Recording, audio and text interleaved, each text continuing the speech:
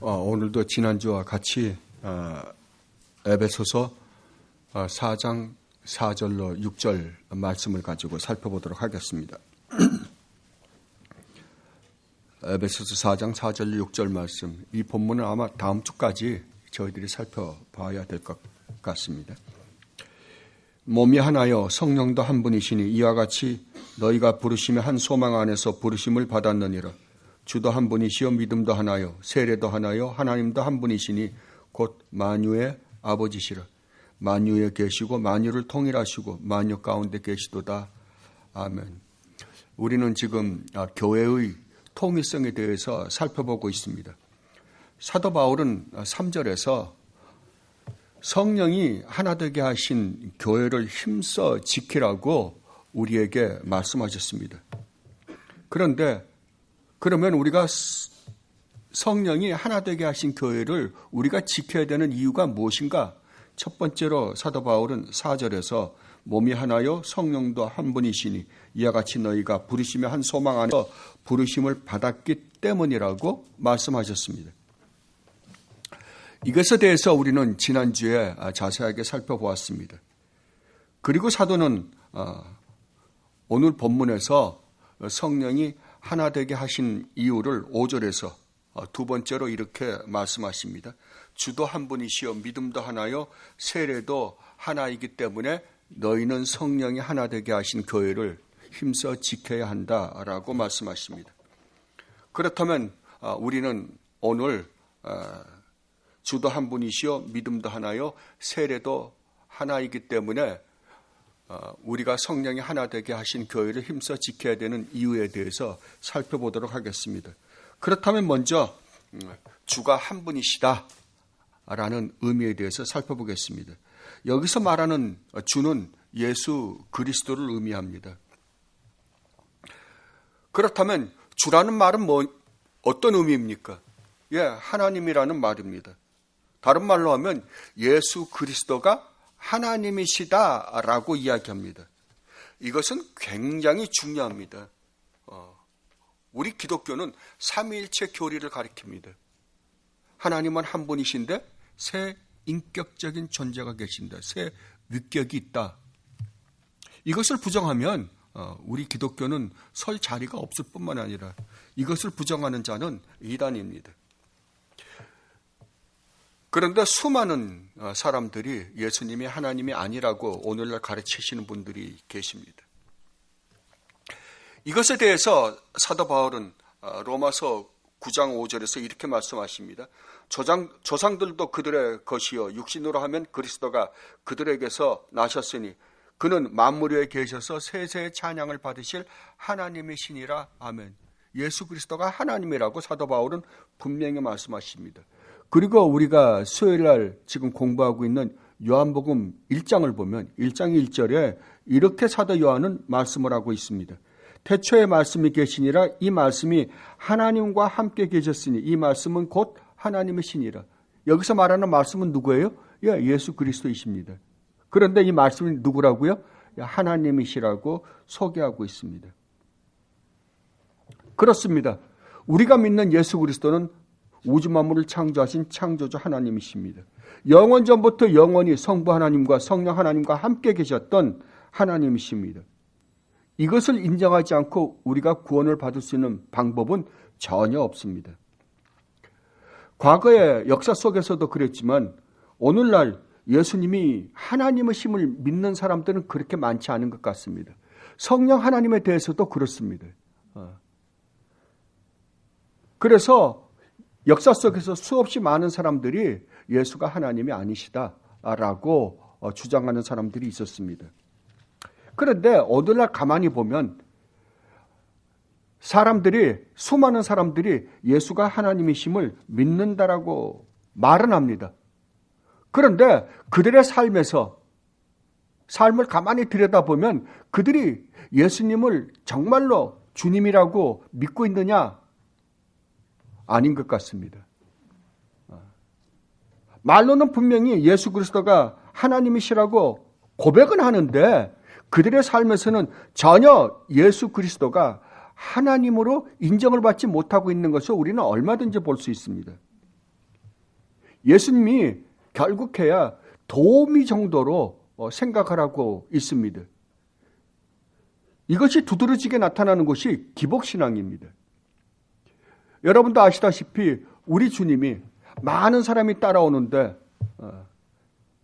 그들을 향해서 우리 주님이 이렇게 말씀하십니다. 너희들이 나를 따르는 것은 먹고 배부르기 위해서 따르는 것이지 정말 내가 누구이며 내가 행한 표적이 어떤 의미를 가지고 있는지에 대해서 너희가 깨닫고 나를 따르는 것은 아니다 라고 말씀을 하십니다. 여러분들은 어떻습니까? 여러분들은 예수님을 믿는다라고 고백하고 여기 앉아 계십니다. 여러분들은 예수님을 정말로 여러분의 주님으로 믿으십니까? 여러분의 하나님으로 믿고 계십니까? 만약에 우리가 예수님을 우리의 주님이라고 실제로 고백한 대로 믿는다라고 한다면 여러분의 주인은 누구입니까? 여러분 자신이 아닙니다. 우리는 우리의 주인 자리에서 내려와야 합니다. 우리가 예수님을 주님이라고 고백하는 이상 우리의 주님은 말 그대로 예수님입니다. 그렇다고 한다면 우리는 그동안에 우리가 주인이었던 자리에서 내려와야 됩니다. 그런데 여러분 삶을 가만히 생각해 보십시오. 삶을 생각해 보면 진짜 여러분의 삶에서 주인은 누굽니까? 예수님입니까? 아니면 여러분입니까? 대다수의 시간은 예수님이 아니라 여러분 자신이었음을 여러분 발견할 것입니다. 이러한 신앙을 반더발이라는 신학자가 반쪽짜리 믿음이다, 반쪽짜리 신앙이다 라고 말씀하셨습니다. 그리고 이 반쪽짜리 믿음으로는 절대로 구원을 얻지 못한다 라고 말씀하셨습니다. 그리고 성경도 분명히 너희가 예수를 주여 그리스도라고 고백하지 않는다고 한다면 너희는 올바른 믿음의 소유자가 아니다 라고 말씀하십니다. 그런즉 이스라엘 온 집은 확실히 알지니 너희가 십자가에 못 박은 이 예수를 하나님이 주와 그리스도가 되게 했다고요. 주와 그리스도입니다.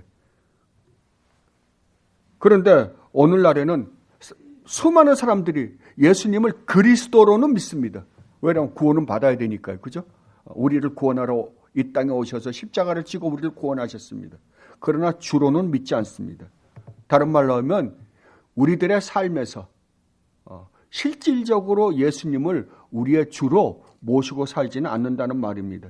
다른 말로 하면 예수님을 순종하며 예수님의 말씀에 순종하며 살지 않는다는 말이죠. 예수님을 온전히 섬기며 살지 않는다는 말입니다. 이것은 예수를 입으로만 주라고 고백한 것이지 실질적으로 우리 삶에서 주님으로 모시고 사는 것은 아니다라고 말씀하십니다. 여러분은 반드시 예수님을 여러분의 주님으로 모시고 살아야만 합니다. 그러므로 여러분들은 이제부터 여러분의 행복이 여러분의 삶의 목적이 아닙니다.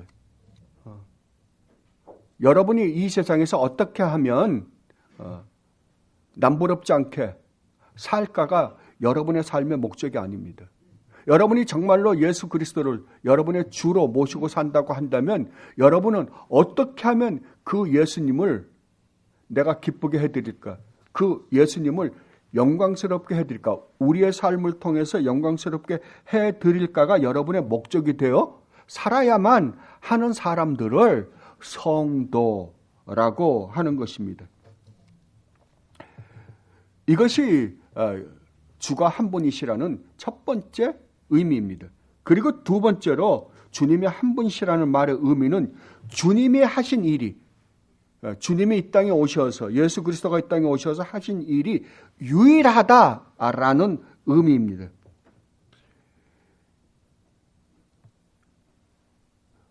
우리는 예수 그리스도가 이 땅에 오신 참 하나님이시며 참 인간이심을 우리는 믿습니다. 그러므로 죄인인 우리가 하나님과 화해하고 하나님으로부터 죄 용서를 받고 구원받을 수 있는 유일한 길은 이분을 통해서만 가능하다는 것을 우리는 고백하고 있는 사람입니다. 우리 주님이 이 땅에 오셔서 하신 일로 말미암아 구원받는 일 외에 우리가 구원받을 수 있는 길은 없습니다. 그래서 우리 주님께서 직접 이렇게 말씀하셨습니다. 예수께서 이르시되 내가 곧 길이요 진리요 생명이니 나로 말미암지 않고는 아버지께로 올 자가 없다고요. 기독교는 참 독특한 종교입니다. 이 세상에 다른 모든 종교는 그 종교를 만드신 창시자가 없어도 아무 관계 없는 종교들입니다. 불교는 석가가 없어도 존재합니다. 유교는 공자가 없어도 존재합니다. 이슬람교도 마찬가지입니다. 왜냐하면 이 종교들은 한결같이 인간의 힘으로 구원을 얻는 종교들이기 때문에 그렇습니다. 이 종교의 창시자들은 우리가 구원을 어떻게 하면 얻을 수 있는가, 구원이라는 의미도 서로가 다르긴 하겠지만 구원을 어떻게 하면 얻을 수 있는가에 대한 방법을 가르쳐준 사람들입니다. 그러니까 창시자들이 없어도 그 방법을 내가 그 창시자들이 했던 방법대로 따라가면서 석가가 했던 그 수도, 공자가 했던 그러한 도덕적 가르침, 그러한 것을 그대로 따라서 배워서 가면 되는 거예요. 그렇게 살면 되는 거예요. 그러니까 창시자가 없어도 되는 겁니다. 그런데 오늘날 기독교도, 예수님도 그러한 이 세상의 종교를 만든 그러한 사람들의 한 부류로 취급하는 사람들이 있습니다. 절대 안 됩니다. 그러나 기독교는 그렇지 않습니다. 기독교는 예수 그리스도가 아니 계시면 아무 의미가 없는 종교입니다. 왜냐하면 기독교는 자력 종교가 아니라 은혜의 종교이기 때문에 그렇습니다. 그러므로 예수 그리스도로 말미암는 은혜가 없이는 아무것도 우리는 얻어낼 게 없습니다. 그래서 우리의 구원은 전적으로 예수 그리스도를 의존합니다. 예수 그리스도가 이 땅에 오셔서 전혀 구원 얻을 수 없는 우리에게 어떤 구원을 얻을 수 있는 방법을 가르쳐 주시고 가신 분이 아닙니다. 예수 그리스도는 우리를 구원하기 위하여 오신 분입니다. 그러니까 예수 그리스도로 말미암지 않고는 우리가 구원을 받을 수 있는 길이 전혀 없는 거예요. 이 말은 여러분들이 죽는 날까지 기억해 두시기 바랍니다. 예수 그리스도가 우리의 구원입니다. 예수 그리스도가 우리의 구원이에요. 우리가 조금 이따가 살펴보겠지만 여러분의 믿음도, 여러분이 믿은 예수 그리스도의 믿음조차도 여러분의 구원의 조건이 아닙니다. 여러분의 구원은 누구라고요? 예수 그리스도라고요. 이것을 여러분, 예수 그리스도의 위격과 예수 그리스도가 이 땅에 하신 이 일을 여러분들이 온전히 이해할 때, 온전히 깨달았을 때 여러분들은 교회가, 성령이 교회를 하나 되게 하신 것을 온전히 지킬 수 있다라고 사도 바울은 말씀하고 있는 것입니다. 그러면 이제 믿음이 하나인 것과, 사도 바울은 믿음이 하나라고 그럽니다. 믿음이 하나인 것과 성령이 하나 되게 하신 교회를 힘써 지키는 것과는 어떤 관계를 가지고 있는가에 대해서 살펴보도록 하겠습니다. 여러분이 신앙생활 하는데 가장 힘든 게 뭐예요? 항상 믿음이 부족한 것 같은 거죠. 어떤 날은 그래도 좀 괜찮은 믿음을 갖고 있는 것 같은데 어떤 날은 정말 믿음이 하나도 없는 것 같은 그러한 느낌을 받을 때도 있을 겁니다. 그래도 고개라도 끄덕끄덕 해주니까 나만 그런 건 아니구나. 고맙습니다. 그런데 사도 바울은 믿음이 하나다라고 이야기합니다. 그렇다면 여기서 말하는 믿음은 주관적인 믿음은 아닙니다. 그러면 여기서 말하는 믿음은 무엇인가? 의롭다함을 얻는 믿음입니다. 여러분은 다 믿음으로 의롭다함을 얻는다는 말을 압니다. 그죠? 바로 그 믿음입니다. 이 믿음은 마틴 루터가 종교개혁을 일으킬 때 가장 중요하게 생각했던 주제였습니다. 마틴 루터는 이 이신칭의는 믿음으로 의롭다함을 얻는다는 이 교리는 기독교가 사느냐 죽느냐, 서느냐 넘어지느냐 라는 가장 중요한 교리다라고 말씀하셨습니다. 그런데 불행하게도 이 교리는 2000년 동안 아주 기독교 역사에 가장 뜨거운 논쟁거리였습니다.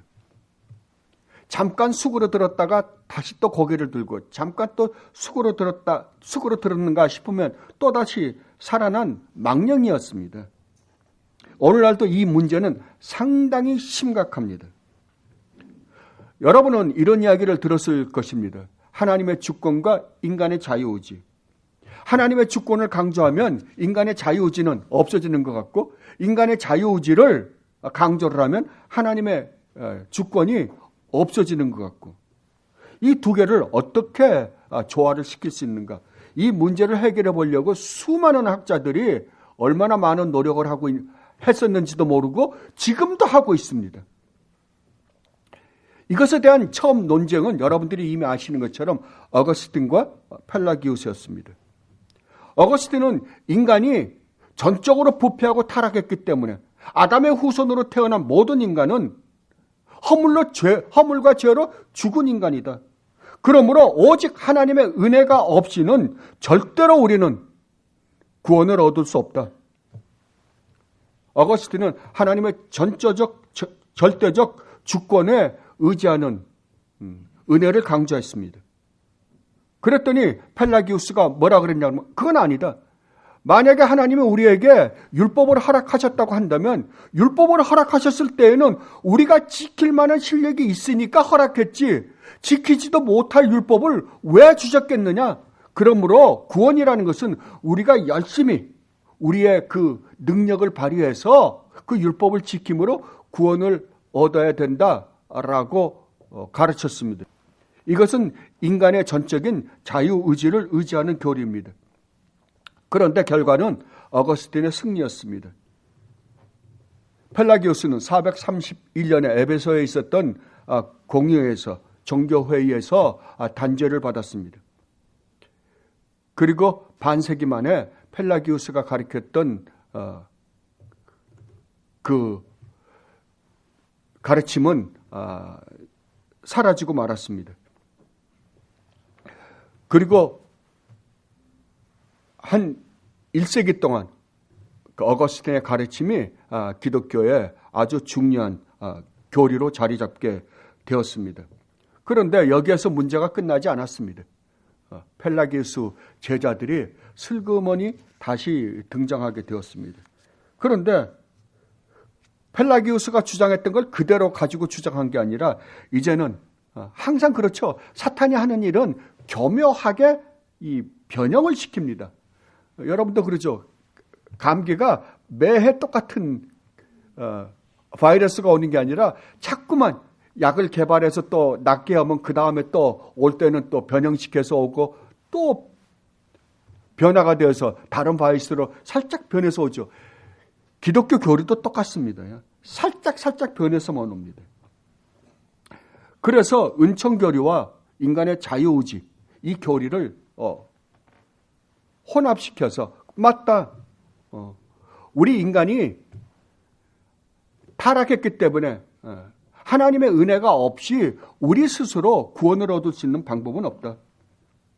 그러므로 처음에 우리 인간이 원죄를 가지고 태어난 이상 우리 스스로의 힘으로는 하나님의 구원을 이룰 수 없기 때문에 처음에 우리가 하나님의 은혜로 의로운 삶을 살게 해주기 전에 우리가 의로운 삶을 살 수 있는 방법은 우리에게는 없다라고 가르쳤습니다. 그러니까 처음에 우리가 의로운 삶을 살 수 없는 우리로 하여금 의로운 삶을 살 수 있게 해주시는 이니셔티브는 하나님께서 해주셔야 된다라고 가르쳤습니다. 그것을 우리는 반펠라기우스다라고 이야기를 합니다. 그러면 처음에 하나님은 우리에게 은총을 베푸실 때는 언젠가 세례를 받을 때다라고 가르쳤습니다. 자, 세례를 딱 받을 때 하나님께서는 우리가 죄인인 우리를 원죄로부터 해방시키고 그 전에 우리가 지었던 모든 죄로부터 용서받게 해주기 때문에 이제부터 우리는 의로운 삶을 살 수 있는 능력을 가지고 그렇게 살아야만 된다라고 가르쳤습니다. 이 가르침이 1000년 동안 캐톨릭에서 지속됐던 가르침이었습니다. 그래서 지금도 마찬가지지만 캐톨릭 성도들은 이것을 열심히 지금 하고 있습니다. 그래서 수도사들이 많이 생겨난 거죠. 그런데 하나님께서는 500년 전에 이 카톨릭의 수도사 중 하나인 마틴 루터를 예배해 놓으셨습니다. 마틴 루터는 이 캐톨릭의 가르침을 가지고 이제 자기는 세례를 받았고 그 전에 죄는 다 용서를 받았잖아요. 그러나 이제부터는 자기가 하나님께서 허락하신 의로운 삶을 살게 해주신 그 의를 가지고 열심히 의로운 삶을 살아서 나중에 하나님 앞에 자기는 자기가 행한 행위로 의롭다움을 얻어야 된단 말입니다. 그래서 열심히 살았어요. 무지무지하게 노력을 했죠. 그런데 외적으로는 그럭저럭 의로운 삶을 산 것 같았습니다.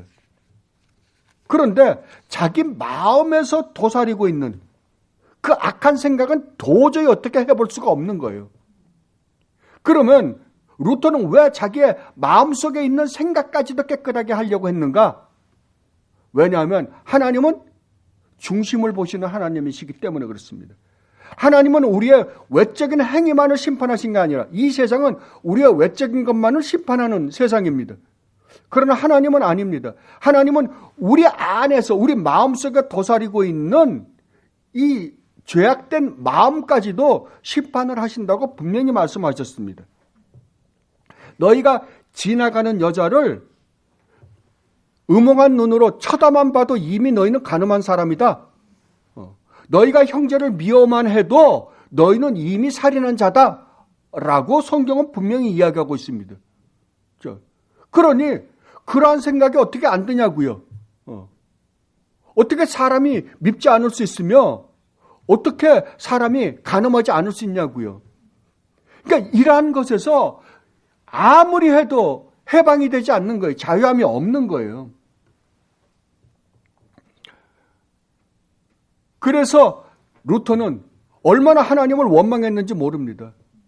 이렇게 지키지도 못할 율법을 줘가지고 우리를 괴롭히시는 하나님이 원망스러웠던 거예요. 그때 하나님께서 루터에게 참 빛을 비춰주셨습니다. 루터가 로마서 1장 16절, 17절로 있다가 참 빛을 보게 된 것입니다. 마틴 루터는 그때 깨닫게 된 거예요. 우리가 하나님 앞에서 의롭다움을 얻는 것은 우리가 율법을 철저히 지켜서 의롭다움을 얻는 것이 아니라 오직 믿음으로만 되는 거구나. 이 믿음조차도 하나님께서 선물로 주시기 전에는 절대로 우리는 믿을 수가 없겠구나. 그때 루터는 얼마나 기뻤겠습니까? 여러분들도 마찬가지입니다. 여러분도 여러분의 죄와 심각하게 싸워봐야 됩니다. 하나님의 의로우신 하나님 앞에 여러분들이 서봐야 된다고요. 서서 정말 이 하나님의 의로우심 앞에서 나라는 존재는 영원히 멸망받아 마땅한 존재구나 라는 것을 여러분들이 깨달아야만 돼요. 그것을 맛보아야만이 이 믿음으로 의롭다움을 얻는다, 믿음으로 구원을 얻는다라는 말의 의미가 얼마나 놀라운지를 깨닫게 될 겁니다. 이 씨름을 마틴 루터는 심각하게 했어요. 그랬는데 로마서 1장 16절 17절 말씀을 가지고 그전에는 안 읽었겠어요? 얼마든지 많이 읽었겠죠. 그러나 하나님께서 그때 그에게 이 말씀을 깨닫게 하신 겁니다. 그래서 바로 이거였구나. 이걸로 내가 구원을 받는 거구나. 의롭다움을 얻는 거구나. 그때부터 루터는 정말로 기뻐서 이 교리를 가르치기 시작했습니다. 내가 복음을 부끄러워하지 아니하노니 이 복음은 모든 믿는 자에게 구원을 주시는 하나님의 능력이 됨이라. 먼저는 유대인에게요 그리고 헬라인에게로다. 복음에는 하나님의 의가 나타나서 믿음으로 믿음에 이르게 하나니 기록된 바 오직 의인은 믿음으로 말미암아 살리라 함과 같으니라. 아멘. 그리고 여기에 칼빈, 지빙클리, 잔 낙스 같은 종교계획의 그 기라성 같으신 분들이 동참해서 이 교리를 가르치기 시작했습니다. 그래서 그때까지 가르쳤던 캐톨릭 교리에 대항해서 성경적 이 교리가 온전히 섰던 것입니다. 그래서 우리의 구원은 오직 믿음으로 말미암는다라고 가르쳤던 것입니다. 그런데 이것이 시간이 가면서 또 어떻게 됐냐 그러면은 이 반펠라기우스 교리가 개신교에 슬슬 들어오기 시작한 겁니다. 하기 시작했습니다. 그것이 바로 아르미니우스 주의입니다. 그러나 처음에 시도했을 때에는 얼마 되지 않아서 한풀 꺾였습니다. 왜냐하면 아르미니우스 주의가 정죄를 받았기 때문입니다. 그런데 이렇게 역사 안에서 수없이 정죄를 받았는데도 불구하고 사탄은 얼마나 끈질긴지 모릅니다. 아르미니우스 제자들이 끝까지 살아남아서 이것을 고수했고, 그리고 드디어 여러분들이 아는 찰스 피니가 이것을 주장해서 대히트를 쳤습니다. 그리고 20세기 말부터는 이것이 얼마나 강력한 힘을 가지고 있는지 모릅니다. 이것에 대해서 오늘날 불을 붙인 사람이 제임스 던과 라이트 교수입니다. 이들이 주장하는 것은 그들이 서로 조금씩 다르긴 하지만 결국은 캐톨릭 교리로 돌아가 버리고 만 것입니다. 그래서 이들은 캐톨릭과 우리는 언제든지 하나가 될 수 있다. 그래서 오늘날 루터교가 제일 먼저 캐톨릭과 교류를 가졌고, 그 다음에 성공회, 감리교 등등 수많은 개신교가 이 교리에 동조하고 있습니다. 그래서 캐톨릭과 우리는 하나다라고 가르쳤습니다. 여기에 동조하신 분 중에 하나가 그 유명하신 빌리 그레임 목사님이십니다. 그래서 빌리 그레임 목사님이 이 기독교를 하나로 만들어 보겠다고 WCC 운동을 그렇게도 열심히 했던 것입니다. 그래서 오늘날은 거의 모든 기독교가, 오늘날 이 지구상에 있는 거의 모든 기독교는 이 반펠라기우스주의로 넘어가 버리고 말았습니다. 오늘날 개혁주의, 하나님의 절대적 주권 사상을 가리키는 이 개혁주의는 거의 사장되었습니다.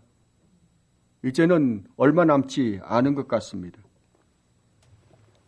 그런데 오늘 사도 바울은 뭐라고 가르칩니까? 믿음은 하나다라고 이야기합니다. 자, 여러분 가만히 한번 생각해 보십시오. 만약에 반펠라기우스 주의자들이 가르친 우리가 믿음으로 의롭다함을 얻는다는 말이 우리에게서부터 나오는 믿음으로 우리가 구원을 얻는다라고 한다면, 자, 그 믿음은 어디까지 해야 됩니까? 여기서 캐톨릭의 옛날에 전에 캐톨릭이 계셨던 분들도 계실 거예요. 캐톨릭에서 교리를 배우신 분들도 계실 거라고요. 캐톨릭은 여러분이 천국 문 앞에까지 가서도 구원의 확신을 가진지, 나는 천국 문 앞에 왔습니다. 근데 천국 문 앞에 가서 나는 이제 구원을 받았습니다 라고 확신하는 자는 저주를 받을지어답니다. 그죠? 확신을 못 갖게 만들었습니다. 왜냐하면 그 앞에서도 쫓겨날 수 있기 때문입니다. 그러면 누구만 확실한 구원을 받을 수 있느냐? 순교자입니다. 순교자들이 아니라면 절대로 구원의 확신을 가지지 못하게 했습니다. 그렇다면 우리가 하나님 앞에서 의롭다함을 얻을 수 있는 그 완벽한 믿음은 순교자의 믿음밖에는 없습니다. 그렇다면 이 세상에 있는 모든 성도들은 우리가 지금 바로 천국에 갈 수 있는 믿음을 가지고 있는 자들은 없을 거 아니에요. 그렇다면 그 부족한 믿음의 죄값은 어디서 치릅니까? 연옥입니다. 그런데 그러면 우리가 연옥에서 치러야 되는 그 부족한 믿음의 죄값은 어느 정도일까요? 그 기간은 아무도 모릅니다. 오직 하나님만이 아신다고 가르칩니다. 자, 그러면 어느 정도인지도 몰라요. 그런데 또 하나 방법은 있어요. 거기서 빨리 나오게 할 수 있는 방법이 하나 있어요. 왜냐하면 그 순교자들이 가지고 있던 믿음은 자기를 구원하고도 남는 믿음입니다. 그러니까 제자들은 자기네들을 구원하고도 남는 믿음이에요. 그러니까 그 믿음으로 도움을 받으면 됩니다. 그러니까 그 도움을 얻기 위해서 무엇을 하냐 그러면은 미사를 드립니다. 그것이 연도미사입니다. 그래서 연도미사를 신청을 해서 계속해서 이 지상에 살아있는 형제들이 연도미사를 드려주면 그들이 조금이라도 더 빨리 나올 수 있답니다. 어느 정도, 한 번 연도에 어느 정도 감해지는지는 그것도 하나님밖에 몰라요. 그게 그 안에서 연옥에서 어떻게 일이 벌어지는지를 아무도 모르잖아요. 그 기간이 얼마인지도 모르고 한 번 연도에서 얼마나 하나님이 감해주는지도 모르고 그냥 드리는 거예요. 그런데 이 연도미사는 돈과 연관되어 있습니다. 연도미사를 신청하려면 반드시 돈을 내야 됩니다. 참 무섭죠. 비비비비 꽈가지고 결국은 오늘 개신교에서 이런저런 그냥 헌금 봉투 만들어가지고 돈 뺏어 먹는 거나 똑같아요. 뭐 다를 거 아무것도 없습니다. 우리 개신교도 할 말은 없습니다. 왜냐하면 봉투 종류가 뭐 수십 종류인데 뭐 이제는.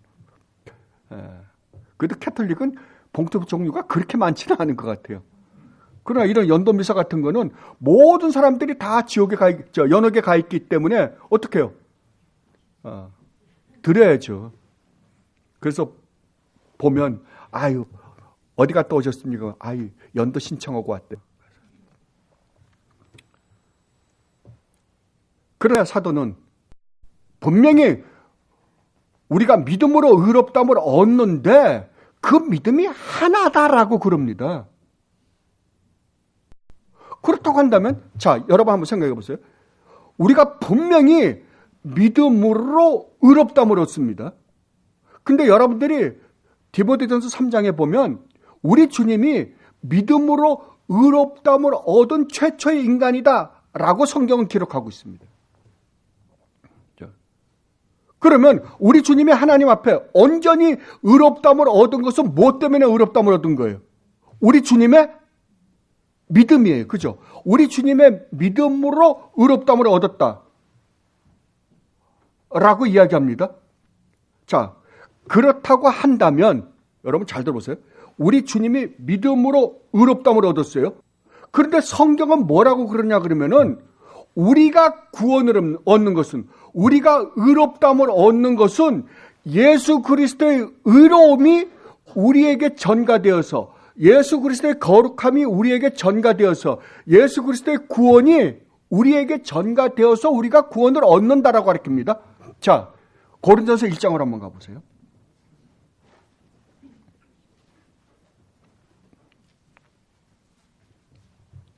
고린도전서 1장 30절입니다. 너희는, 여기서 너희는 성도들입니다. 너희는 하나님으로부터 나서 그리스도 예수 안에 있고 예수는 하나님으로부터 나와서, 그러니까 둘 다 누구로부터 나왔냐면 하나님으로부터 나왔어요.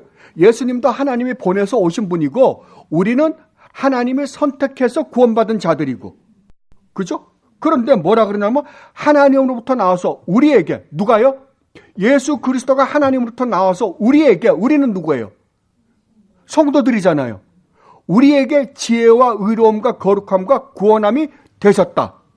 그러니까 다른 말로 하면 예수님의 의로우심이 우리의 의로움이 되고 어디에서요? 그리스도 안에서.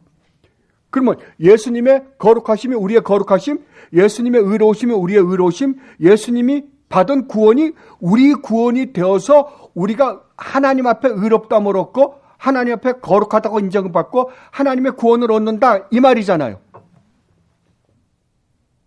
그죠? 그렇다고 한다면 우리가 그리스도 안에 그리스도와 함께 있기 때문에 그리스도의 모든 것이 누구 거가 되는 거예요? 우리 거가 되는 거 아니에요. 그러면 우리 주님이 믿음으로 의롭다함을 얻었다고 한다면 그 믿음으로 의롭다함을 얻은 그 믿음은 우리 거가 아니라 예수님 거죠. 그것이 우리에게 전가되어서 우리가 의롭다함을 얻은 거잖아요. 그죠? 그렇다면 이 믿음이 2개입니까? 3개입니까? 하나밖에 없죠. 그죠? 하나밖에 없어요. 그렇다면 우리가 구원을 얻는데 필요한, 의롭다함을 얻는데 필요한 믿음은 우리 주님의 믿음이 우리의 것이 되어서 우리가 의롭다함을 얻은 거지, 우리가 드러내는 믿음은 아니라는 거죠. 아니라는 거예요. 그래서 믿음이 하나인 거예요. 그렇다면 이 믿음은 완전한 믿음이잖아요. 왜? 주님이 하나님으로부터 의롭다함을 얻은 믿음이기 때문에 완전한 믿음이에요. 그러니까 우리는 하나님이 우리를 구원하시는 믿음은, 우리가 구원을 얻는 믿음은 예수 그리스도의 믿음으로 말미암는 의롭다함을 얻었기 때문에 완전한 믿음을 갖고 있단 말이에요. 여러분들은 똑같은 믿음을 갖고 있는 거예요. 여러분들이 밖으로 지금 드러나는 믿음은 여러 층일 거예요. 그죠? 여러분 중에서 조금 더 이 복음에 깊이 이를 깨닫고 있는 사람도 있는 반면에 덜 깨달은 사람도 있을 거예요. 그러나 여러분이 하나님으로부터 인정받은 믿음과 의로움은 이건 완전한 거예요. 흔들릴래야 흔들릴 수 없다고요. 왜냐하면 여러분들이 그리스도 안에서 여러분에게 주어진 믿음으로 말미암는 의이기 때문에 그러는 거예요. 다른 말로 하면 하나님이 여러분을 볼 때에는 그리스도와 띄어놓고 보는 게 아니라 그리스도 안에 있는 여러분을 보기 때문이에요. 이 믿음만이 우리를 구원하는 믿음이에요. 이 믿음이 너희에게 주어졌다라고 사도 바울은 우리에게 말하고 있는 것입니다. 그래서 이 전과 교리는 굉장히 중요합니다. 그러니까 우리가 예수 그리스도 안에 있다고 한다면 예수 그리스도, 우리의 모든 것은 예수 그리스도가 가져가시고 예수 그리스도의 모든 것이 우리 거예요. 예수 그리스도의 믿음이 우리 것일 뿐만 아니라 예수 그리스도의 회개가 우리의 것이고 예수 그리스도의 의롭다함을 얻은 것이 우리의 것이고 예수 그리스도의 거룩함이 우리의 것이고, 그래서 우리가 하나님 앞에 온전히 설 수 있는 거예요. 그러니까 아까도 제가 말씀드렸지만 우리의 구원은 우리가 내놓는 그 무엇은 아무것도 없는 거예요. 그죠? 누가 우리의 구원이다? 예수 그리스도가 우리의 구원이에요. 그럼에도 불구하고 오늘날에는 너무나 이 믿음을 인간 중심으로 가르치고 있습니다. 우리가 내놔야 되는, 드러내야 하는, 우리가 믿지 않으면 과연 구원을 받지 못하는 것처럼. 자, 우리가 예수를 믿으면 구원받는데 그러면 이 믿음이 어디까지여야 우리가 구원받을 수 있어요? 이 믿음이. 아까도 말씀드렸지만 이게 말이 안 되잖아요. 순교자의 믿음이 아니면 안 된다고 한다면 우리는 한 번에 구원받을 수 있는 가능성은 없어요. 그러나 히브리서를 여러분들이 보면 아시지만 우리 주님께서 영원히 한 번의 제사로 너희를 구원하였느니라요. 우리를 구원하셨어요. 한 번의 제사로요. 다 끝내버리신 거예요. 그죠? 모든 문제를 해결하고 구원하셨다니까요.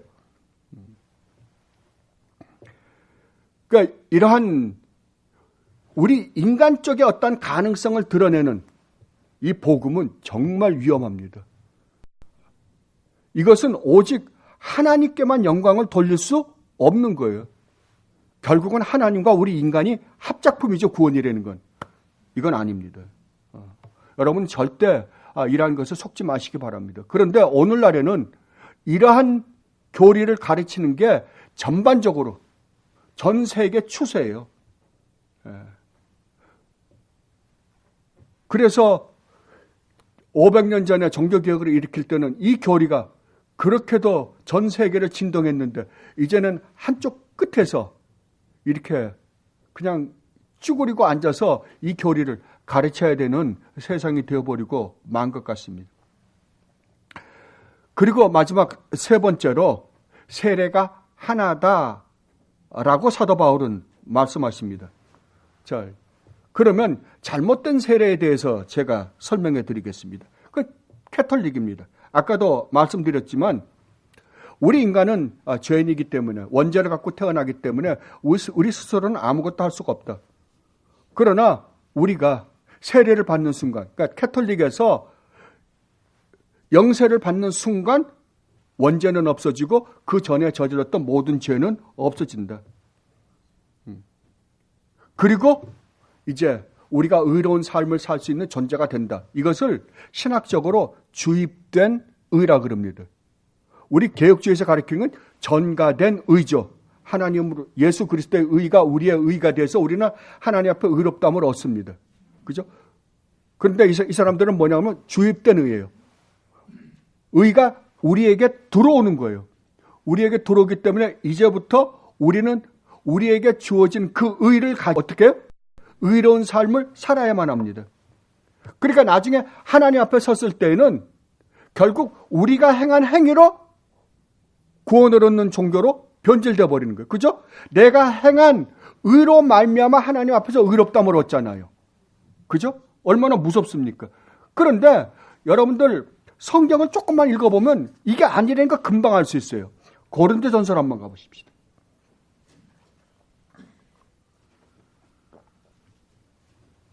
고린도전서 1장 10절로 17절 말씀입니다.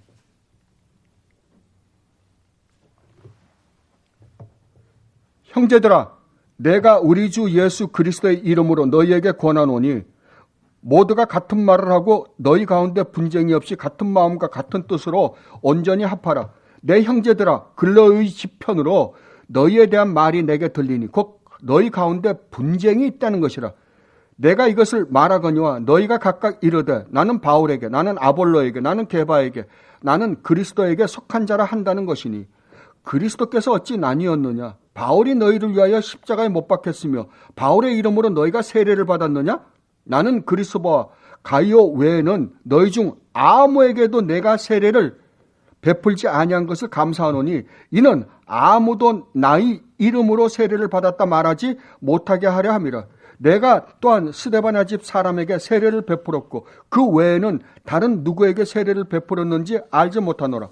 그리스도께서 나를 보내심은, 잘 들어보세요, 세례를 베풀려 하려 하심이 아니요 오직 복음을 전하게 하려 하심이로되 말의 지혜로 하지 아니함은 그리스도의 십자가가 헛되지 않게 하려 함이라. 아멘. 사도 바울은 여기서 분명히 이야기합니다. 자기가 고린도 교회에 간 것은 세례를 주러 가지 않았다는 거예요. 자기는 복음을 전하러 갔지 세례를 주러 가지 않았다는 거예요. 우리가 분명히 우리가 이 복음을 받아들인다는 외적인 표현으로 우리는 세례를 받습니다. 그러나 세례가 구원의 조건은 아니다라고 성경은 가르치고 있습니다. 그렇다면 세례라는 건 뭡니까? 세례라는 것은 구원받은 사람이 외적 신앙 고백이요 또 언약 백성임을 표시하는 표징이에요. 구약의 할례와 같은 것입니다. 그렇다면 이 세례가 하나인 것과 성령이 하나 되게 하신 것을 힘써 지키는 것과는 어떤 관계를 가지고 있는가? 여기에 대한 힌트를 우리는 똑같은 고린도전서에서 발견할 수 있습니다. 고린도전서 10장입니다.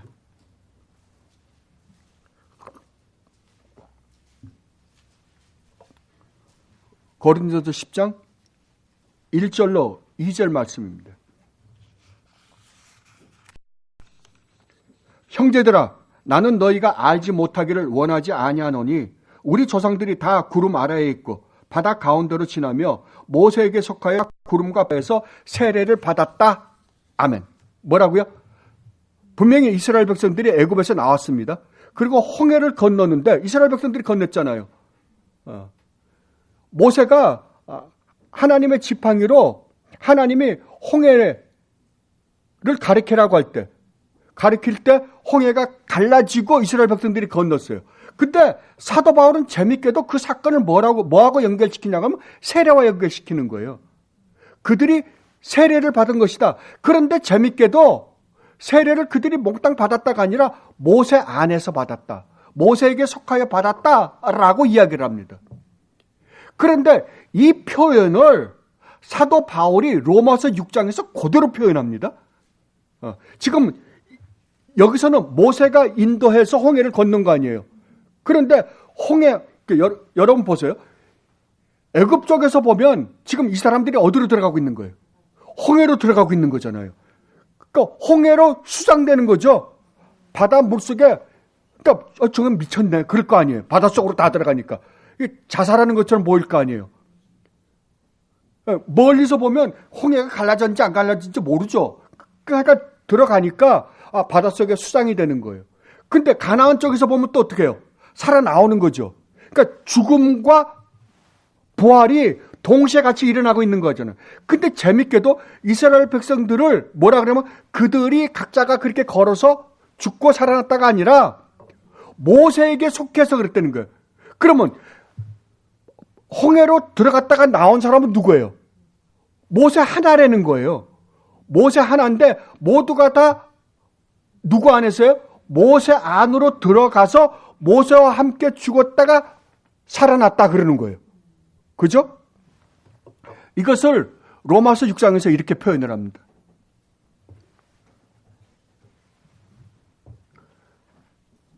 그런즉 우리가 무슨 말을 하려? 은혜를 더하게 하려고 죄에 거하겠느냐? 그럴 수 없느니라. 죄에 대하여 죽은 우리가 어찌 그 가운데 더 살려? 무릇 그리스도 예수와 합하여 세례를 받은 우리는 그의 죽으심과 합하여 세례를 받은 줄을 알지 못하느냐? 그러므로 우리가 그의 죽으심과 합하여 세례를 받음으로 그와 함께 장사되었나니 이는 아버지의 영광으로 말미암아 그리스도를 죽은 자 가운데서 살리심과 같이 우리로 또한 새 생명 가운데서 행하게 하려 함이라. 만일 우리가 그의 죽으심과 같은 모양으로 연합한 자가 되었으면 또한 그의 부활과 같은 모양으로 연합한 자도 되리라. 뭐라고요? 우리 주님은 분명히 십자가에서 죽고 무덤에 묻혔다가 3일 만에 살아나셨어요. 그런데 우리도 어떻게 했다고요? 우리도 그 안에서 예수 그리스도 안에서 같이 죽고 같이 살아났다고 그래요. 이게 홍해 사건이잖아요. 이것을 뭐라 그런다? 세례라 그런다라고 이야기하는 거예요. 그러면 세례는 하나입니까? 두 개. 세례는 여러분들이 세례를 신앙 고백하느라고 받는다고 하는 그 세례가 아니잖아요. 지금 여기서 말하는 세례는 홍해를 건너는 세례나 여기서 말하는 세례는 그리스도 안에서 지금 구약에서 홍해를 건넌 사건도 모세는 누구의 예표예요? 장차 오셔서 우리 주님이 오셔서 하실 일에 대한 상징이요 예표에 불과해요. 그죠? 실제로 우리 주님이 오셔서 할 일이에요. 우리 주님이 우리를 몽땅 이 세상에 오셔서 창세전에 아버지께서 맡겨놓으신 그 모든 백성들을 구약 백성이건 신약 백성이건 상관없이 모두를 다 품에 안으시고 십자가에 못 박혀 죽고 무덤에 묻혔다가 3일에 부활할 때 주님이 십자가에 못 박혀 죽고 무덤에 묻혔다가 3일 만에 부활했지만 그 안에 누가 있다고요? 우리가 같이 있었다고요. 그러니까 우리가 그리스도와 함께 십자가에 못 박혀 죽고 장사 지낸 바 되었다가 3일 만에 부활한 것을 뭐라고 지금 이야기하는 거예요? 세례다 그러는 거예요. 그렇다면 여러분들은 서로 다른 세례를 받은 거예요? 어떤 사람은 저 목사님에게, 어떤 사람은 김 목사님에게, 어떤 사람은 최 목사님에게 받은 게 아니라고요. 누구로부터 받았어요? 예, 그리스도 안에서 받은 세례예요. 그 세례는 몇 개예요? 하나밖에 없어요.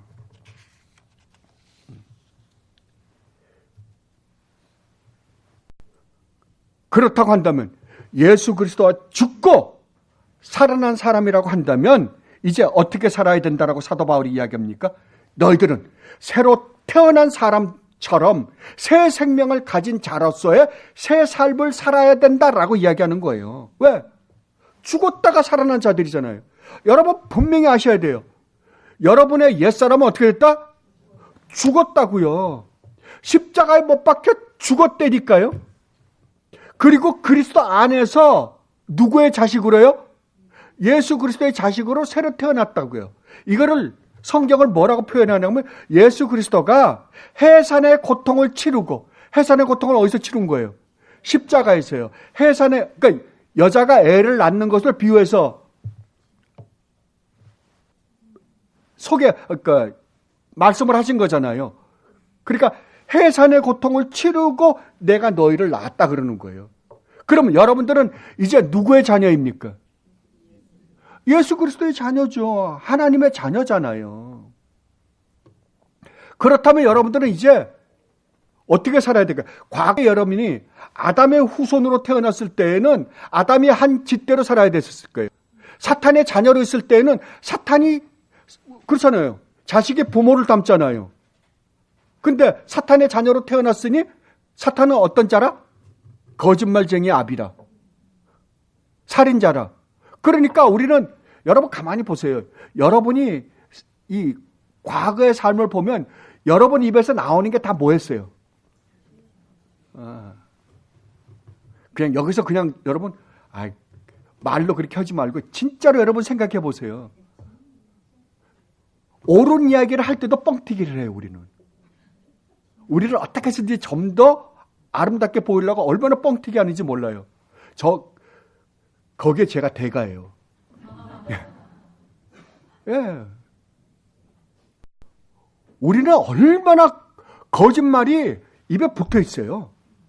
입에 붙어 있다고요. 그런데 그 옛사람은 어떻게 됐다? 십자가에 못 박혀 죽었다니까요.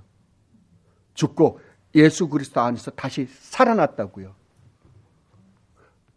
사도 바울이 지금 하는 이야기가 뭐예요? 너희는 이런 존재라는 거예요. 이런 존재들이 모인 곳이 어디다? 교회다라고 가리키고 있는 거예요. 예. 너희는 한 주님을 모시고 한 믿음을 가지고 그리스도 안에서 한 세례를 받은 사람들이다.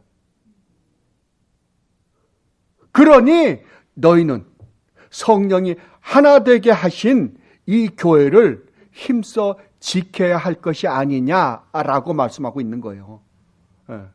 왜냐하면 여러분은 하나이기 때문에 그래요. 여러분은 이제 떨어질래 떨어질 수, 여러분들이 정말 예수 그리스도를 참되게 믿으시는 분들이라고 한다면 여러분은 떨어질 수가 없어요. 영원히 함께 살아야 돼요.